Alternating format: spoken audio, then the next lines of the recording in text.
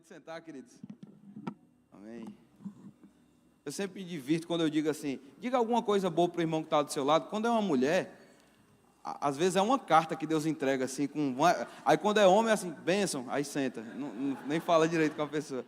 Mas é muito bonito ver isso. Irmãos, que alegria estar aqui com os irmãos hoje à noite. Para mim, Porto Alegre é uma casa, viu? Me sinto muito bem, feliz aqui com os irmãos. Paulinho e Sinara tão queridos. E que privilégio poder compartilhar desse tempo. Agora me prometeram que ia ter frio esse final de semana. Cadê? Tô brincando, calma, é brincadeira. Irmãos, eu sou cearense, de nascimento, moro em João Pessoa, mas tem muita geladeira no Ceará que não chega nessa temperatura.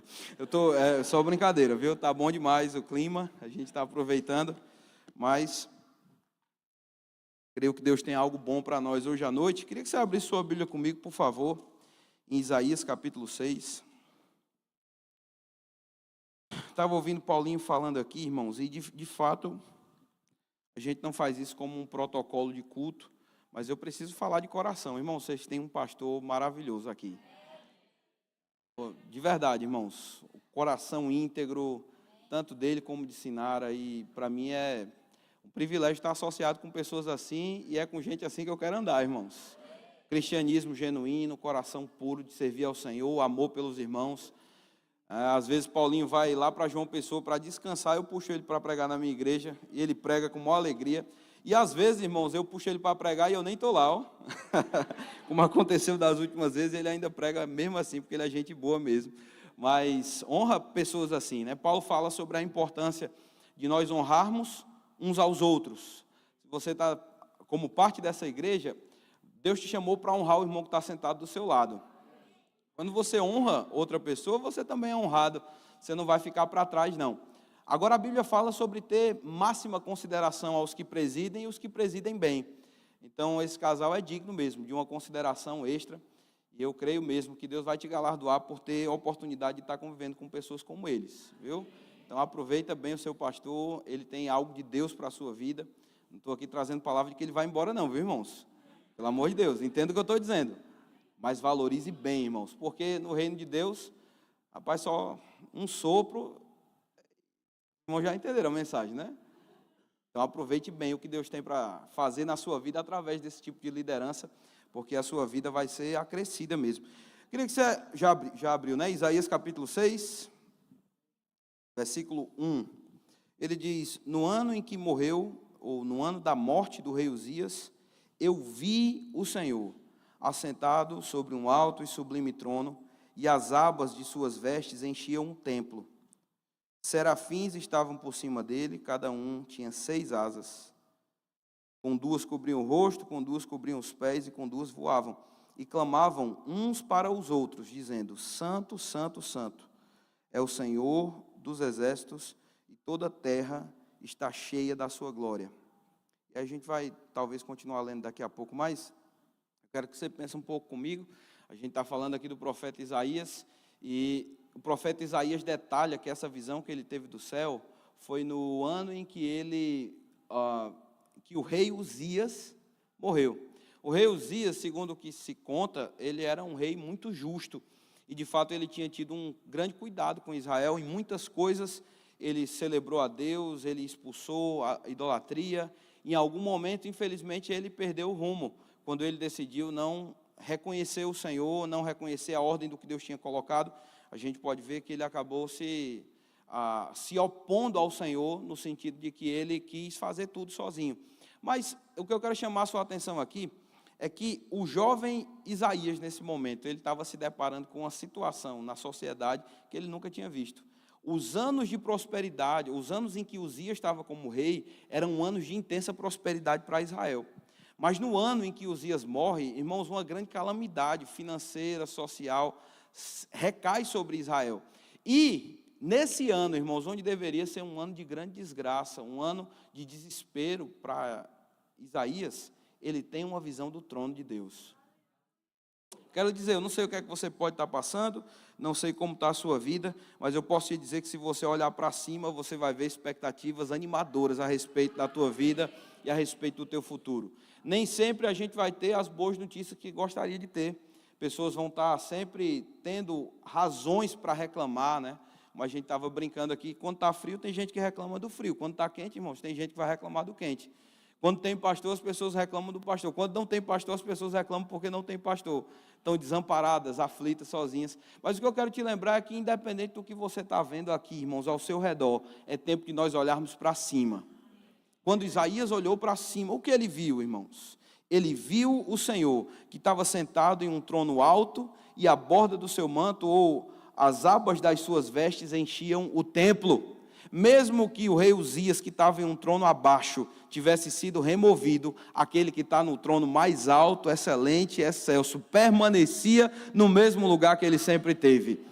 Irmãos, são perspectivas animadoras, sabe? Às vezes a gente olha para situações, a gente olha para promessas naturais, perspectivas. Eu não sei como você está vendo o Brasil, não sei como você está pensando sobre o Rio Grande do Sul, sobre a sua casa, sobre a sua vida, mas mais uma vez, se você tirar as perspectivas aqui de baixo e colocar no trono que está lá em cima, você vai ter perspectivas animadoras a respeito do seu futuro.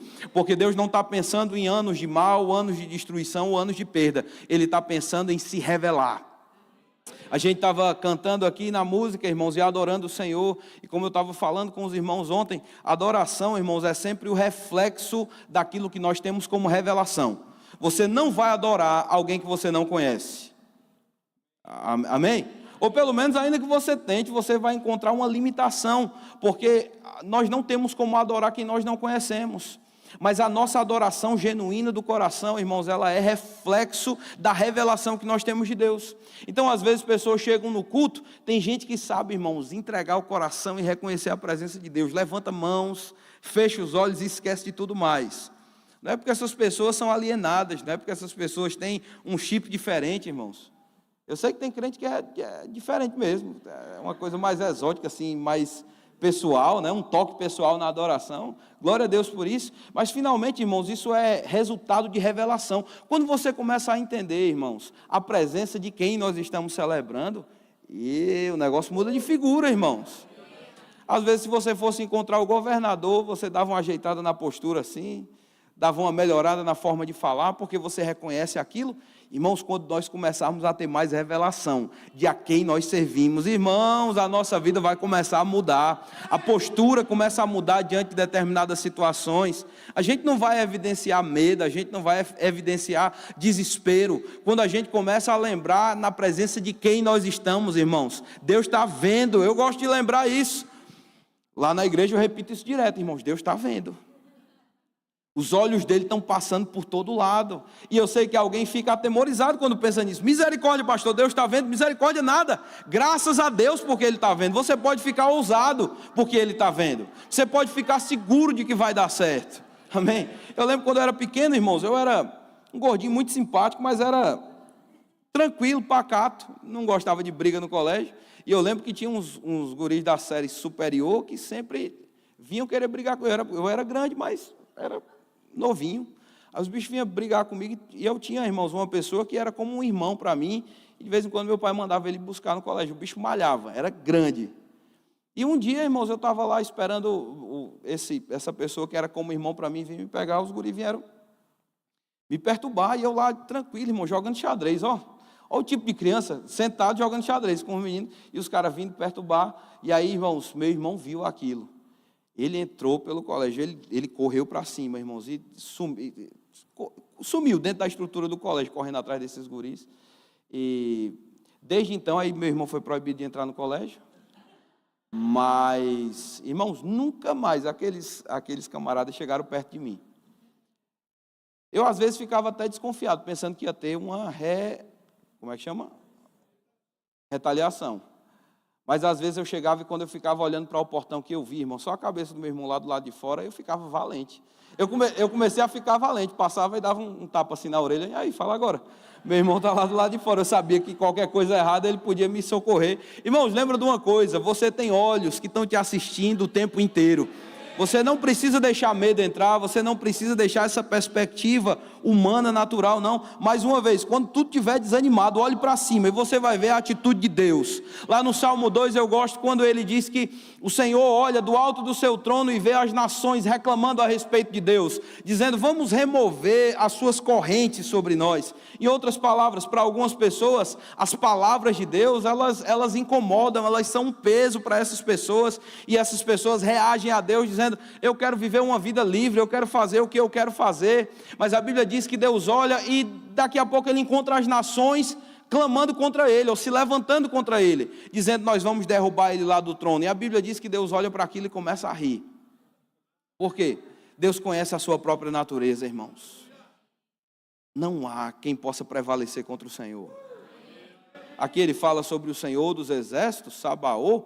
A ideia, irmãos, é de que não tem quem possa prevalecer contra ele. Seus inimigos vão ser destruídos como fumaça que se vai no ar, como cera que derrete diante do sol. Agora nós precisamos ter revelação, porque a única coisa que vai tirar o nosso coração do desespero é ter revelação de quem Deus é. Quando ele disse no versículo 2, serafins estavam lá, e eles estavam cobrindo suas asas e voando, e uns aos outros dizendo: santo, santo, santo é o Senhor dos exércitos, toda a terra está cheia da sua, repete comigo, diz: toda a terra está cheia da sua glória. O que eles estavam vendo, irmãos? Eles não estavam vendo glória, eles estavam vendo tribulação, eles estavam vendo frustração financeira, eles estavam vendo pessoas sem esperança a respeito do futuro. Lá no Salmo 121, o salmista Davi, ele está escrevendo um salmo que a gente chama de salmo de peregrinação. Era daquelas pessoas que saíam de todos os lugares de Israel e iam encontrar Jerusalém para ter um momento de adoração. E quando eles chegavam lá, que olhavam os montes de fora da cidade e pensavam: meu Deus, eu ainda tenho um caminho muito tortuoso até chegar naquele lugar. Elevo os meus olhos para os montes. Tantas situações eu estou vendo à frente de mim, tantas sombras que demonstram uma oposição contra a minha vida. Elevo os meus olhos para os montes. De onde vai vir a força e o socorro para que eu possa transpor esses montes e chegar a Jerusalém? Ei, o meu socorro vem do Senhor que fez os céus e a terra. Em outras palavras, eu não vou lembrar, irmãos, simplesmente da minha conta do banco, eu não vou lembrar da força das minhas pernas, eu vou lembrar que existe alguém que talvez outras pessoas não estão vendo. E eu quero lembrar você que fé é exatamente isso, irmãos. É você conseguir enxergar o que outras pessoas não estão vendo. Lá em Hebreus no capítulo 2, no versículo, você não precisa abrir se não quiser, mas Hebreus no capítulo 2, esse texto está no meu coração, irmãos, há algumas semanas eu ainda não consegui ruminar tudo. Ele disse no versículo 7, fizeste-o, e está falando sobre o Filho, falando sobre Jesus, um pouco menor do que os anjos, e de glória e de honra o coroaste. Está aqui, irmãos? Que momento, pastor, isso foi falado? Certamente pelo contexto você vai ver que não foi o momento em que o Filho passou a existir, porque o Filho é tão eterno quanto o Pai. Onde havia Deus, havia sua palavra, havia o seu Espírito. Mas certamente ele está falando sobre o momento em que Jesus ressuscitou. O momento em que o Filho retornou à terra. No capítulo 1 ele vai falar exatamente desse momento, onde Deus estava olhando, irmãos, Jesus consumando a obra a nosso favor. Amém, irmãos? Desceu a nossa situação, desceu a nossa condição, mas agora estava sendo exaltado, irmãos, sobre todos os anjos, sendo colocado à parte. Ele disse no capítulo 1, a qual dos anjos jamais ele disse: tu és o meu filho, eu hoje te gerei? Nenhum anjo recebeu essa palavra, só o Filho. Por quê? O Filho desceu no lugar mais baixo, no lugar que você e eu estávamos, para subir ao lugar mais alto sobre todos e nos levar juntamente com ele. O maior exemplo que eu gosto de pensar nesse aspecto foi quando o profeta chegou na casa de Jessé e disse: você tem aí algum filho? Porque Deus disse que o ungido do Senhor está aqui. E ele mostrou Eliabe, se não me engano o nome do rapaz, jovem, forte, e ele disse: esse aqui é meu filho. E o profeta chegou para ungir aquele homem, e o Senhor disse para ele: não é esse. E ele perguntou para Jessé: você tem mais filho? Porque não é esse aqui que o Senhor disse. E ele continuou apresentando: olha esse aqui, olha esse outro, olha o outro. Finalmente, irmãos, ele perguntou: tem algum filho que não esteja na casa? Deus já tinha dito para o profeta: eu não vejo como vê o homem. O homem está olhando de fora, mas eu estou vendo por dentro. Deus consegue enxergar ao avesso, ele consegue ver o coração antes mesmo de ver a aparência. E aí ele disse, eu tenho um menino, mas ele está mexendo com ovelha. Quantos aqui já foram, irmãos, em um campo com ovelha? Já viu o cheiro de ovelha, como é bom? Quando fala sobre cheiro de ovelha, irmãos, às vezes a gente é muito poético, mas não é um cheiro tão agradável não. Davi estava lá, mexendo com ovelhas, com cheiro de ovelha, jeito de ovelha, irmãos. Sujeira de ovelha. Mas ele entra naquele lugar e na hora o Senhor diz, é esse aqui que você vai ungir, esse é o rei de Israel. E a unção é colocada sobre Davi, naquela condição que ele estava. Irmãos, graças a Deus, um dia parece que Deus fez uma reunião, olhou para os anjos e disse, qual desses aqui vai ser ungido? Forte, poderoso, grande, mas não é esse não. Tem um filho que não está na casa. Um filho que foi, irmãos, morrer no meu e no seu lugar. Tomou, irmãos, estava com cheiro de ovelha, estava fora da casa. Levou sobre si o meu pecado e o seu. Agora Deus disse, é esse aqui que é o meu ungido. E quando Deus unge Jesus, irmãos, ao terceiro dia ele ressuscita. E sobe no mais alto dos céus, de tal forma que os anjos ficam impressionados com ele. A gente está vendo em Isaías 6, os anjos impressionados com Deus, dizendo, santo, santo, santo. Não é assim? No Antigo Testamento, irmãos, quando alguém chamava 2 vezes de santo, já era uma representação de que era o Deus Altíssimo. Não era uma santidade comum, se eu posso falar dessa forma. Não era alguém que estava debaixo de uma condição de santidade. Santo, santo era o Deus Altíssimo. E santo, santo, santo. Quer dizer, nem dá para explicar o quão santo esse Deus é, quão poderoso ele é. A Bíblia diz no Salmo 24 que os anjos olharam e disseram, quem é esse Rei da Glória que está subindo aqui? Por que tudo isso, pastor? Porque Deus estava querendo redimir a minha e a sua vida. Ele teve que descer mais baixo porque ele morreu no nosso lugar, irmãos. Ele levou a morte e o espírito de morte que estava sobre todos nós. Mas graças a Deus, Deus o resgatou daquele lugar, Deus o colocou no lugar mais alto. Os anjos tiveram que abrir as portas sem saber quem era esse Rei da Glória, até reconhecer que era o filho que estava fora de casa. Agora no capítulo 2 diz, versículo 8, todas as coisas sujeitaste debaixo dos seus pés. Quando isso aconteceu? Mais uma vez, na ressurreição. Os irmãos estão aqui? Deixa o frio lhe vencer não, viu, irmãos? É um inimigo sempre presente. Se mexa aí, qualquer coisa para não congelar. Todas as coisas sujeitaste debaixo dos seus pés. Ora, ao lhe sujeitar todas as coisas, nada deixou fora do seu domínio. Nada está fora do domínio. Deus exaltado sobre tudo e sobre todos. Irmãos, são boas notícias. Você já devia começar a ficar feliz de agora. Não existe algo que não esteja debaixo do domínio de Jesus. Aí isso talvez gere perguntas. Ah, pastor, se é assim, então por quê? Ele vai explicar agora. Ele disse, neste momento, porém, ainda não vemos. Diga, ainda não vemos. Ainda não vemos todas as coisas a ele sujeitas. Mas a pergunta é, já está sujeito ou não? Sim, nós só não vemos. Mas todas as coisas já estão sujeitas. Versículo 9, vemos, porém. Versículo 8 disse, porém ainda não vemos. Versículo 9 diz, vemos, porém. Nota uma mudança de perspectiva aqui, de paradigma. Uma coisa, irmãos, é eu olhar para o natural e esperar ver aqui. Não vou ver aqui, irmãos. Eu não vou ver Satanás me encorajando, botando a mão no meu ombro, dizendo assim, vai campeão, tu consegue. Não, irmãos, ele vai tentar contra nós. Situações vão se levantar para nos deixar apavorados, mas boas notícias. Você pode até levar os olhos para os montes, mas lembra de uma coisa, o Senhor é o teu socorro. Você não vai sucumbir, você não vai perder os seus sonhos, você não vai perder o seu futuro, você não vai ficar lento por causa das coisas que aconteceram. Ei, a terra já está cheia da glória do Senhor. E mais uma vez, é possível a terra estar cheia da glória do Senhor e a gente não captar isso, porque talvez a gente está vendo aqui. E eu não estou vendo tudo sujeito aos pés de Jesus. Mas, irmãos, nós podemos contemplá-lo.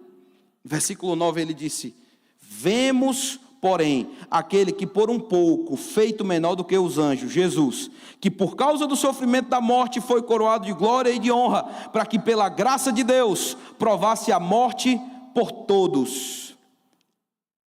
Amém?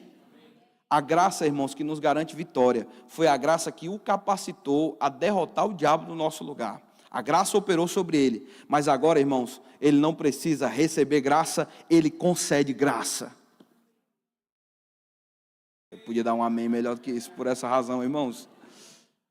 Meu amigo, a graça que o fez triunfar, ele não precisa dela agora, ele já está na posição mais elevada, mas ele concedeu para você. Em que momento, pastor? No momento em que talvez você ouça que o rei Uzias morreu e que todo mundo está perdido e que não tem mais o que fazer.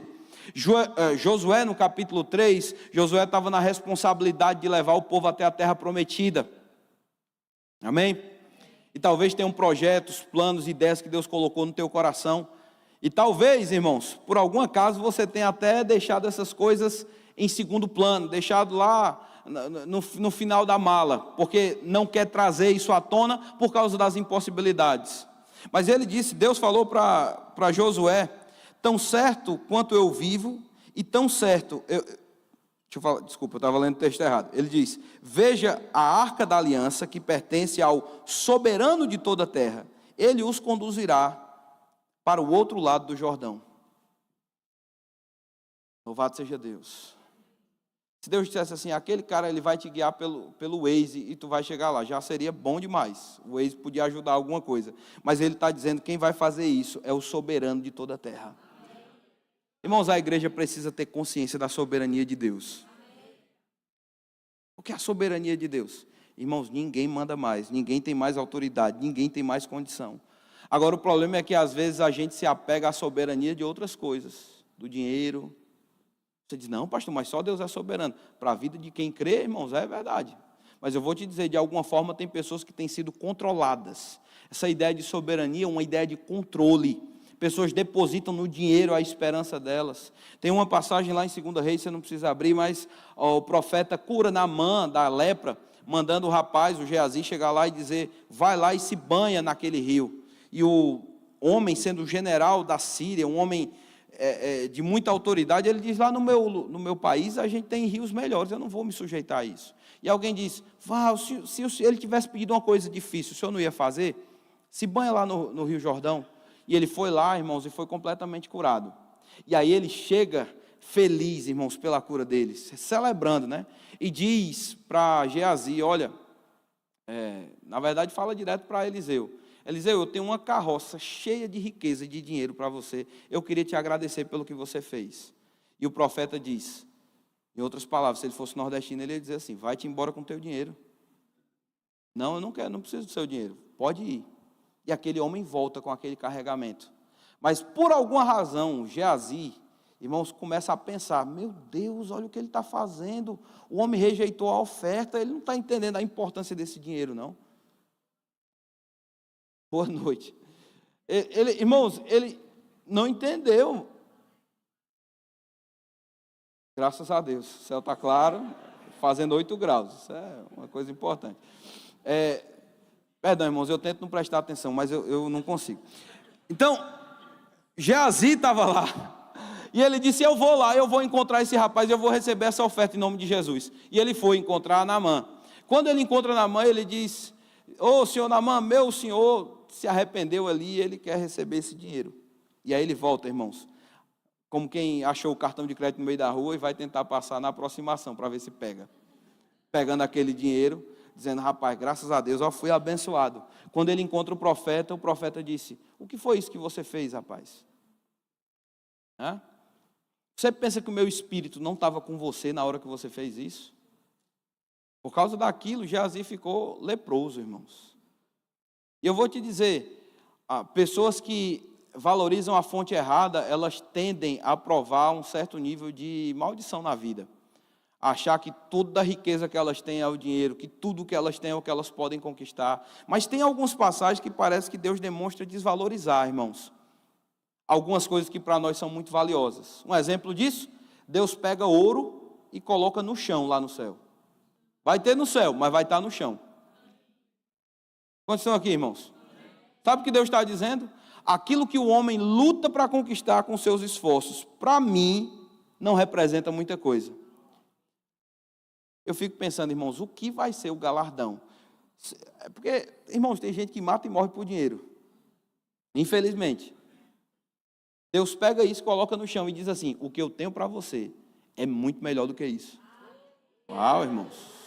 Que coisa boa. O que eu posso te dizer? Irmãos, não deixe essa lepra da ideia de que você tem que estar no controle de tudo entrar na sua vida, não. O que Deus falou para você, Ele é poderoso para cumprir. Cada promessa da palavra de Deus. Ele não está, irmãos, preocupado porque Uzias saiu do trono. Ele não está preocupado porque os ímpios de alguma forma estão dominando. O Salmo 73 é um momento em que Asaf, ele começa a meditar nessas coisas, e ele estava ficando preocupado, dizendo assim: mas Senhor, eu estou te servindo e os ímpios parece que estão prosperando, parece que está dando tudo certo para quem não faz as coisas certas.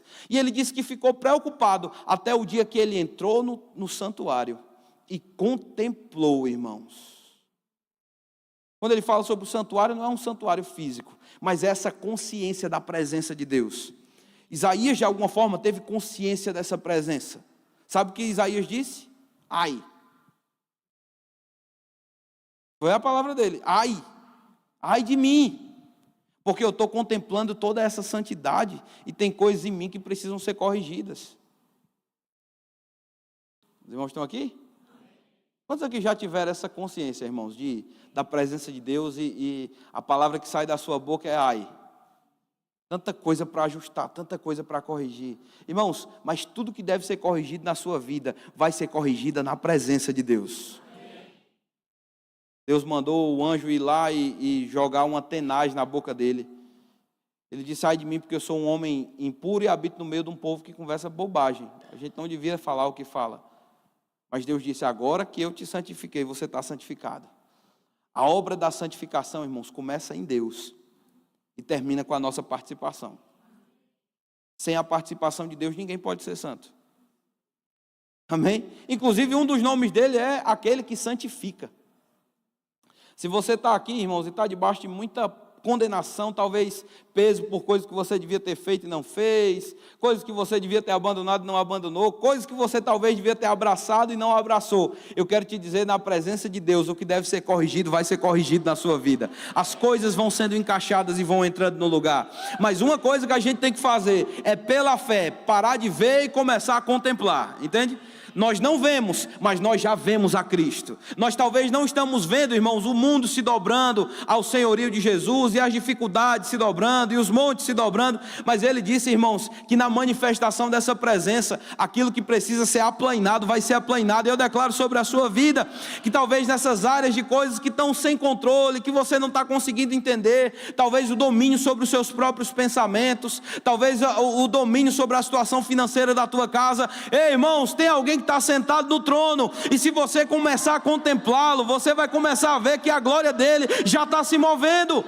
Às vezes a glória ela vai se manifestar e a gente vai ver todos os resultados da glória de forma instantânea, mas às vezes a glória vai estar operando e você nem vai ver. Agora, pela fé, você começa a liberar a glória de Deus. Você começa a entrar, irmãos, na canção dos anjos, dizendo: Senhor, eu reconheço o Senhor, e eu sei o que o Senhor vai fazer. Salmo 34, para a gente começar a finalizar. Eu prego aqui algumas vezes, o irmão já sabe que eu nunca finalizo assim, de cara, para não acabar o elemento surpresa. Mas o Salmo 34, no versículo 1, ele diz assim: bendirei o Senhor em todo o tempo, e o seu louvor estará nos meus lábios. A minha alma se gloriará no Senhor, os humildes ouvirão isso e se alegrarão. Louvado seja Deus. Irmãos, uma das atitudes que Deus mais resiste e que Deus mais abomina é a soberba. Está comigo? Deus sempre bendiz, abençoa a humildade. O humilde vai receber mais graça. Quem é humilde, pastor? É a pessoa que está sem poder aquisitivo? Não, irmãos. Humildade é uma posição do coração, de dizer: Senhor, eu saio dessa posição de domínio sobre a minha própria vida e deixo o Senhor sentar. Eu entendo que a tua sabedoria é melhor do que a minha. Talvez na minha sabedoria eu gostaria de reter meu dinheiro, mas na tua sabedoria o Senhor diz que é dando que se recebe. Eu me submeto a essa sabedoria. Quantos estão entendendo? Talvez na minha sabedoria eu queria me enrolar no meu lençol, curtir o frio e chorar, e esperar que alguém fizesse um chocolate quente. Mas não, irmãos, na sabedoria de Deus, talvez com mãos erguidas, reconhecendo a sua presença, as coisas que estão fora do lugar vão entrar no lugar. Essa palavra está vindo para o meu coração. Coisas que estão desordenadas estão para conhecer a ordem por causa da manifestação da glória de Deus. O que Ele prometeu, Ele é fiel para cumprir. Agora existe uma coparticipação nossa. Os irmãos estão aqui? Versículo 3, louvem comigo a grandeza do Senhor, e todos juntos lhe exaltemos o nome. Busquei o Senhor, e Ele me acolheu, e me livrou de todos os meus temores. Oh, glória a Deus! Irmãos, quando você começa a se aproximar de Deus, você para de ter medo do homem, e começa a ter temor à sua presença. E o temor à presença de Deus, te livra de outros medos. Não vou entrar nisso, porque talvez fosse mudar a mensagem, mas eu lembro lá de Atos no capítulo 27, quando Paulo estava navegando, irmãos, ele se meteu numa enrascada que não foi culpa dele. Ele tinha avisado, dizendo, senhores, não vamos fazer essa viagem, eu vejo que vai ser problemático, não vai dar certo. O detalhe é que Paulo era um escravo. Na verdade, escravo não, desculpa, ele era um presidiário. Ele estava acorrentado, e ele estava sendo levado com outros presos para Roma. Quem, irmãos, escuta o presidiário? Não, tu vai para onde a gente quiser, bicho. O capitão disse, não, a gente vai. No meio do caminho, irmãos, uma grande tempestade. Tempestade tal que ninguém viu o sol nem a lua por 14 dias e 14 noites. Alguém já andou de barco aí, irmãos? Rapaz, não é a coisa mais agradável, especialmente no mar, assim, não é a coisa mais agradável que alguém pode fazer, não. Talvez você andou no cruzeiro e você gostou, né? Mas qualquer coisa menor do que cruzeiro, pelo menos para mim, não é para mim não, irmãos. Eu já descobri que eu sou um bicho terrestre. Não sou aquático, não. Mas o fato é que você, irmãos, naquela situação do mar e tal, mas no caso deles, foram 14 dias sem ver o sol nem ver a lua, uma grande tempestade. E diz que o anjo, irmãos, apareceu. Na verdade, deixa eu contar a história direito. Paulo se levanta no meio de tudo isso, quando o povo já estava se preparando para morrer, jogando fora os recursos e sem querer comer. Amém, irmãos? Quando a pessoa não está sem apetite, o negócio está grave, né? No meio desse desespero, Paulo se levanta e diz, gente, coragem, tenham bom ânimo, porque esta noite o Deus, de quem eu sou e a quem eu sirvo, enviou o seu anjo.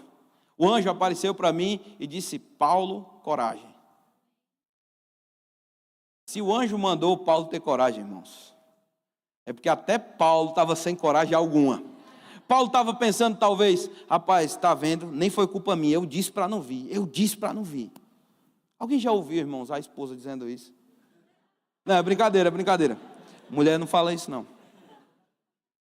Beijo para minha esposa que deve estar me assistindo agora. Não, irmãos, mas imagina aí, Paulo dizendo, eu disse para não vir, olha o problema em que a gente se meteu. Irmãos, eu tenho boas notícias. Deus é poderoso de te livrar dos problemas em que você se mete e até do que você não se meteu, mas alguém te colocou lá. Deus disse para Paulo, Paulo, coragem. E Paulo fala, o Deus de quem eu sou e a quem eu sirvo. Isso é a natureza da fé, irmãos. Repousar sobre a confiança na natureza de Deus. Paulo esqueceu que era um presidiário agora e virou o pregador do barco. E ele disse, agora tem uma coisa, nenhum de vocês pule fora do barco. Talvez a gente vá ter perda e vai ter perda natural. Irmãos, o medo leva a gente a ficar calado, viu? O medo vai levar a gente a ficar quieto, a esperar as coisas mudarem, os ventos mudarem, mas fé sempre vai ter uma confissão de vitória na nossa boca. Ele disse, ei, Deus me deu não só a minha vida, mas a vida de cada um que estiver no barco comigo. Meu irmão, uma vez que você começa a contemplar o Senhor, uma vez que você coloca os seus olhos em cima, Deus vai trazer salvação não só para você, mas para quem estiver com você no barco. Os irmãos estão aqui, mas vamos lá para o texto. Ele disse no versículo 5, contemplai-o e sereis iluminados, e o vosso rosto jamais sofrerá vexame. Olhe para o seu vizinho, diga para ele aí, contemple o Senhor, e você vai ser iluminado, e o seu rosto não vai sofrer vexame. Ihu!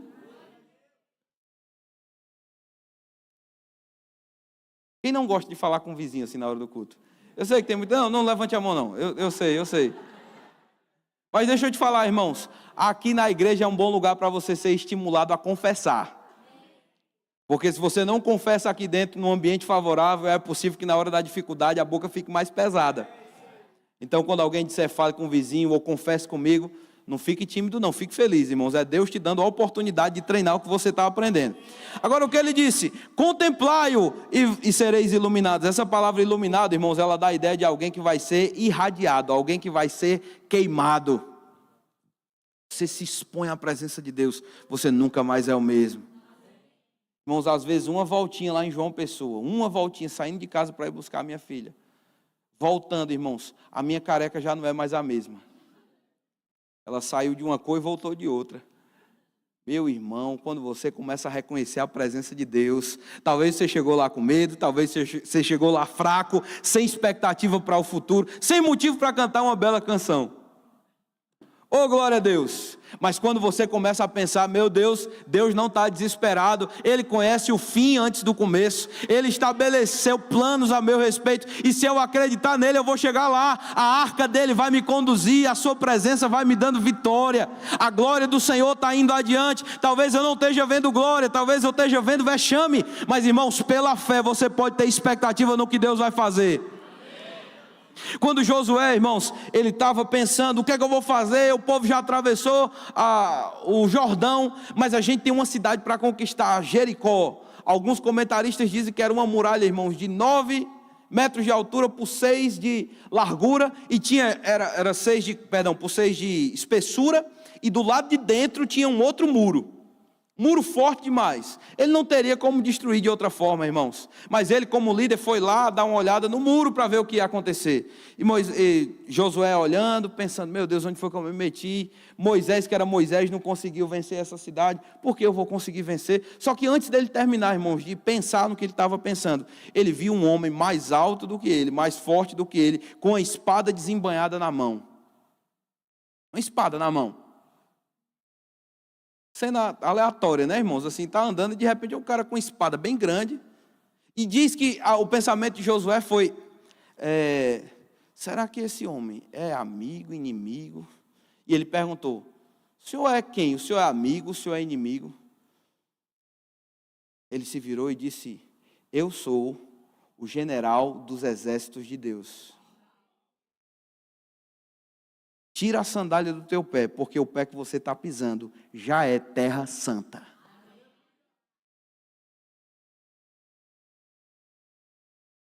Josué foi pensando, como eu derrubo o muro? Irmãos, a glória de Deus foi adiante. Quem ia derrubar aquele muro não era Josué, não, era Deus. Um amigo me deu um conselho certa vez, quando eu estava indo assumir a igreja lá em João Pessoa. E pastor Tiago Borba, eu lembro dele falando, ele não estava pastoreando ainda lá na sede, mas ele disse, Deus falou algo comigo, quando eu estava assumindo um trabalho pastoral em outra cidade. Deus disse, olha, os problemas mais fáceis tu resolve, mas os difíceis não são com você. Irmãos, depois de alguns anos pastoreando, eu descobri que é verdade. Aquilo que eu tentei resolver sozinho deu errado, e tudo que eu deixei ele resolver, ele foi à frente e fez. Qual o meu trabalho? Contemplar o Senhor e não um problema. Olhos fora da muralha, olhos voltados para aquele que pode resolver o problema. Eu estou te falando, talvez hoje à noite você chegou aqui pensando em receber uma palavra específica de Deus para a sua vida, você está recebendo agora mesmo. Olhos fora da muralha e olhos voltados para a glória de Deus. A glória de Deus vai fazer o que você não podia fazer. A glória de Deus vai ressuscitar quem tem que ressuscitar. A glória de Deus vai te fazer conquistar o que você deve conquistar. A glória de Deus vai derrubar muralhas que você não derrubaria na tua própria força ou na tua habilidade. A gente viu a glória se manifestando de tantas formas. A glória se manifestou, irmãos, quando Jesus transformou água em vinho. A glória, diz que a glória dele foi revelada. Ei, eu quero declarar sobre a sua vida, e eu estou com essa palavra no coração a respeito dessa igreja, a respeito desse tempo. Irmãos, vocês vão ver a glória de Deus transformando coisas a seu favor. Eu sei que muita coisa aconteceu nesses dias, eu sei que muitas pessoas foram desgastadas por causa das situações, mas eu quero te dizer hoje à noite, olha para cima, Deus está sorrindo para você, e essa glória dele está sendo irradiada. Você não vai ser o mesmo, você não vai ser envergonhado, a glória vai fazer o que você não poderia fazer. Lá em Rute, no capítulo 2, isso é uma palavra para essa igreja, irmãos. Rute, no capítulo 2, no versículo 12, diz assim: que o Senhor Deus de Israel, sobre cujas asas você veio se refugiar, recompense ricamente pelo que você fez. A Bíblia de Jerusalém diz que Yahvé te retribua o que fizeste, e recebas uma farta recompensa. Eu declaro sobre essa igreja uma farta recompensa chegando, porque vocês não estão olhando para as dificuldades, não estão olhando para as impossibilidades, mas porque muitos aqui têm olhado para a minha glória, diz o Senhor: eu os recompensarei, eu os recompensarei. Está chegando um tempo onde Deus vai alargar até mesmo os projetos maravilhosos, mas Deus está dizendo: eu vou expandir, eu vou trazer mais pessoas, eu vou conectar o coração de pessoas. Talvez você está aqui, irmão, e você é um bom recebedor de tudo aquilo que Deus tem ministrado para a sua vida nessa igreja, mas eu vou te dizer, está chegando o tempo de você se transformar em mais um doador aqui. Rapaz, era uma boa hora para você dizer amém. Você vai começar a se inserir em projetos que talvez você pensaria assim: não, eu já tenho muita coisa para fazer, não é para mim não. Mas Deus está dizendo: eu quero te colocar no meio de um projeto grande. E eu não estou pensando no benefício apenas de outros, mas Deus está dizendo: eu estou pensando nos benefícios que vão cair sobre a tua própria vida em forma de recompensa. Eu vou falar mais uma coisa e vou encerrar agora, porque já é bem a terceira vez, aí não é bom extrapolar os limites não, né? Eu vou ler na Bíblia amplificada, Isaías 61, versículo 7. 6 e 7. Diz assim: mas vós sereis chamados sacerdote do Senhor. As pessoas falarão de vocês como ministros do nosso Deus. Irmãos, eu estou falando debaixo da inspiração de Deus para essa igreja. Pessoas vão reconhecer o favor do Senhor sobre a sua vida. E ele disse: e você comerá a riqueza das nações. Versículo 7. Em vez da sua antiga vergonha, você terá porção dupla. Em vez de humilhação, o seu povo gritará de alegria por sua porção. Portanto, as suas terras possuirão o dobro, o que havia perdido, e a alegria deles será eterna. Meu irmão, o que antes você regozijava por ter recebido, eu vou te dizer, se você puder contemplar o Senhor, Ele vai te colocar em um lugar onde você vai ter dupla honra. Nas áreas onde você foi afetado, nas áreas onde o diabo tentou mexer com você, irmãos, a recompensa de Deus vai te alcançar, e se você puder crer. Irmãos, Ezequiel 37, veio a minha palavra do Senhor diante de um quadro de morte, diante, irmãos, de um exército que já não tinha mais vida alguma e nem possibilidade de ressurgir, e ele disse: a palavra que eu estou colocando na tua boca é: vale de ossos secos, ouvi a palavra do Senhor. Quando você sair do culto, irmãos, fale com as áreas que na sua vida talvez não estão funcionando ainda como Deus disse, áreas onde você pensa: meu Deus, morreu Uzias. Você vai parar de lembrar de Uzias, e você vai começar a contemplar aquele que é santo, santo, santo, que já liberou a sua glória, que está trabalhando adiante de você. Vale de ossos secos, ouvi a palavra do Senhor. O que aconteceu, irmãos? Quando ele falou o que Deus estava dizendo, osso se ligou com osso, irmãos, aqueles corpos começaram a levantar. Agora não foi instantaneamente não, viu? Foi um trabalho contínuo e progressivo. Eu declaro sobre essa igreja, irmãos, muita coisa vai voltar à vida. Muitas pessoas vão voltar à consciência do que foram chamadas a fazer. Oh, glória a Deus. Obrigado, Pai. Obrigado. Eu posso orar por você? Pai amado, eu te agradeço por tudo que o Senhor tem chamado os meus irmãos a fazer. Obrigado porque o Senhor colocou essa igreja no lugar certo, no tempo certo e para o propósito certo, Pai. Como o Senhor disse para Abraão: eu vou te engrandecer o nome, eu vou te fazer uma grande nação, para que você seja uma bênção. Eu declaro sobre essa igreja, Pai, farta recompensa da sua presença, dupla honra, como foi falado, em todas as áreas, Pai, em que os inimigos tentaram prevalecer. A bondade do Senhor vai ser vista, a glória do Senhor vai ser contemplada, e as pessoas vão dizer: só pode ser Deus Deus agindo em favor deles. O que um dia foi vergonha, agora vai ser dupla honra. Zacarias 9:11, para finalizar, de novo. Ele disse: quanto a vocês também, por causa do sangue da minha aliança, por causa da aliança que eu tenho com vocês, eu libertei os seus prisioneiros do poço sem água. Talvez você chegou aqui hoje à noite pensando: pastor, o que eu tinha foi embora, eu não tenho mais como suprir as minhas necessidades, ou como cumprir o projeto que estava no meu coração. Deus está te dizendo: eu te libertei desse poço sem água. E Ele disse: volta para a fortaleza de segurança e prosperidade, porque ainda hoje eu estou declarando: eu vou restaurar o dobro da tua antiga prosperidade. Ah, pastor, um dia eu já experimentei de coisas boas, mas parece que foi tudo embora. Ei, vai voltar, irmãos. Pela fé vai voltar. Agora não é para quem não crê, é para aqueles que creem, irmãos. Deus é poderoso para fazer. A minha pergunta: você está pronto para crer? Você está pronto para crer? Chegou o tempo dessa porção dobrada vindo sobre a sua vida. E Ele disse: e tem mais, a alegria dele será eterna. Começa a ficar feliz aí. Oh, glória a Deus. Alegria eterna, alegria que vai extravasar. Oh, glória a Deus. Obrigado pela sua glória se manifestando nesse lugar, Pai. Obrigado porque muitos verão e glorificarão o nome do Senhor, por reconhecer que é a sua mão se movendo aqui, Pai. Não vai ter dúvida disso, não.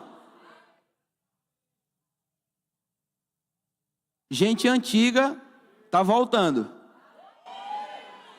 Gente que estava apagado, o Senhor está trazendo vida de novo. E eu chamo, eu declaro: venham em nome de Jesus. Não se assusta se pessoas que você dizia: meu Deus, saiu da igreja há tanto tempo. Está voltando. Está voltando e vai ser, irmãos. Ah, meu Deus do céu. Restauração sobre restauração. Restauração sobre restauração. Em cada fase, em cada departamento, em cada lugar, a glória do Senhor vai restaurar as coisas em um estágio que elas nunca poderiam estar pela nossa força. Deus abençoe sua vida, pastor Paulinho.